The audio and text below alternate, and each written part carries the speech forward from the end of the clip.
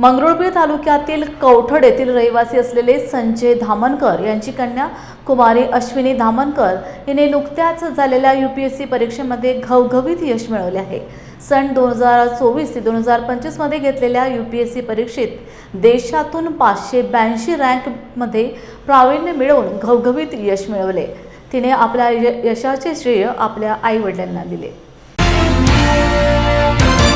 वाशिम जिल्ह्यातून प्रथम मानाचा तुरा घेतलेल्या आणि कवठड गाव हे छोटंसं आहे आणि मंगरुळपीर तालुक्यामध्ये तो कवठड गाव येते। त्या कवठड गावामध्ये संजय धामनकर यांची कन्या कुमारी अश्विनी संजय धामनकर हिने UPSC परीक्षेमध्ये 582 रँक घेऊन आपल्या गावचं नाव आणि स्वतःचं नाव आणि धामनकर परिवाराचं नाव आणि मंगरुळपीर तालुक्यामधलं गाव हे उज्ज्वल केलं आहे। त्या आपल्यासोबत आहेत। अश्विनी, तुला कसं वाटतं MPSC मध्ये तू 582 रँक घेऊन प्रथम आली, तुला कसं वाटेल?